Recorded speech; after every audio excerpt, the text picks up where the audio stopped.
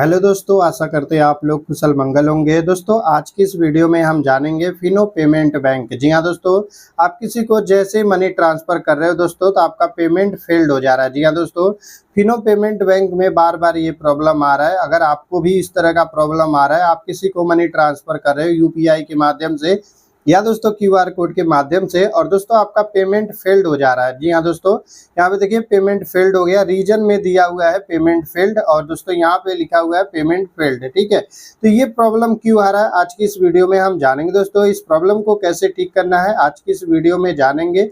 अगर आप इस प्रॉब्लम को ठीक करना चाहते हो तो चलिए स्टेप बाय स्टेप समझेंगे इस प्रॉब्लम का रीजन क्या है और इस प्रॉब्लम को हम कैसे ठीक कर सकते हैं। तो स्टेप बाय स्टेप मैं आप लोगों को बताने वाला हूँ इस प्रॉब्लम को कैसे आप लोग ठीक कर सकते हो।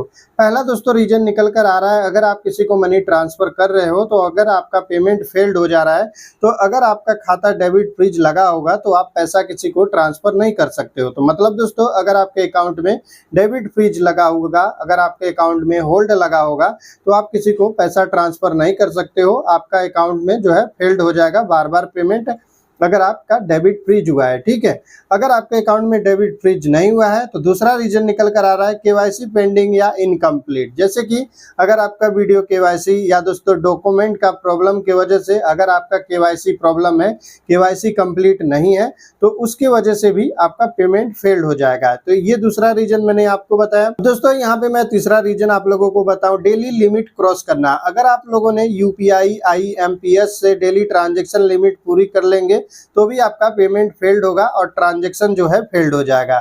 या दोस्तों रॉन्ग डिटेल अगर आप लोग डाल रहे हैं, जैसे कि गलत यूपीआई आईडी या दोस्तों गलत अकाउंट नंबर, गलत आईएफएससी कोड अगर आप डाल के मनी ट्रांसफर कर रहे हो तो भी आपका पेमेंट फेल्ड हो जाएगा और रीजन में फेल्ड करके आ जाएगा। या दोस्तों कभी कभी सर्वर इशू भी रहता है, कभी कभी बैंक में यूपीआई सर्वर डाउन होता है, उसके वजह से भी ट्रांजैक्शन फेल्ड होता है।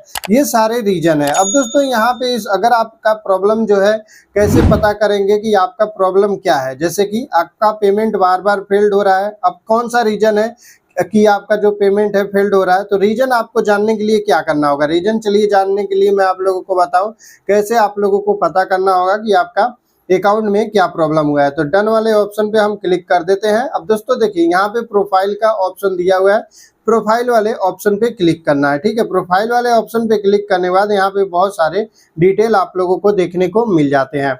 अब दोस्तों यहाँ पे दिया हुआ है कॉन्टैक्ट आस। ठीक है, यहाँ पे कॉन्टैक्ट आस दिया हुआ है, देन यहाँ पे आपको क्लिक करना है। अब यहाँ पे देखिए for any queries please call SR। ठीक है, यहाँ पे आपको टोल फ्री नंबर मिल जाएगा और दोस्तों यहाँ पे आपको वेबसाइट मिल जाएगा एंड दोस्तों नीचे आपको व्हाट्सएप बैंकिंग सर्विस मिल जाएगा। ठीक है दोस्तों, आपको क्या करना होगा, यहाँ पे कॉल सेंटर में कॉल करना होगा। कॉल सेंटर में कॉल करने के बाद जो भी मैंने आप लोगों को प्रॉब्लम बताया है इनमें से आपको एक प्रॉब्लम जो है पता चलेगा। जैसे कि आपका डेबिट फ्रीज है कि नहीं है वो आपको कस्टमर केयर के माध्यम से पता चलेगा। देखिए मैं आप लोगों को पूरी जानकारी दूंगा बट यहाँ पे क्लियर मैं आप लोगों को नहीं बता पाऊंगा कि आपके अकाउंट में किस वजह से पेमेंट जो है फेल्ड हो रहा है। जी हाँ दोस्तों, हर एक यूजर का अलग अलग प्रॉब्लम रहता है तो इसलिए अलग अलग यूजर का अलग अलग प्रॉब्लम रहेगा। इसमें आपको पहले क्लियर पता करना होगा कि आपका कौन सा रीजन है। तो अगर आप यहाँ पे कॉल पे बात करोगे तो पहले आपको पता करना होगा कि आपके अकाउंट में डेबिट फ्रीज तो नहीं है, या दोस्तों आपका केवाईसी से रिलेटेड प्रॉब्लम नहीं है, या दोस्तों डेली लिमिट क्रॉस प्रॉब्लम नहीं है, या दोस्तों रॉन्ग डिटेल की वजह से ये प्रॉब्लम नहीं आ रहा है, या दोस्तों सर्वर इश्यू तो नहीं है, या दोस्तों आपके अकाउंट में इनसफिशिएंट बैलेंस तो नहीं है। तो ये सारे रीजन है, इन रीजन में से आपको पता करना होगा। सब रीजन तो नॉर्मल है, केवाईसी आपको करना होगा, आपका जो प्रॉब्लम ठीक हो जाएगा। बट अगर आपका अकाउंट में डेबिट फ्रीज लगा होगा, होल्ड लगा होगा, तो जैसे कि सस्पिशियस ट्रांजैक्शन बोला जाता है, फ्रॉड किया हुआ पैसा अगर गलती से आपके अकाउंट में आ जाता है तो उसकी वजह से आपके भी अकाउंट में होल्ड लग जाता है।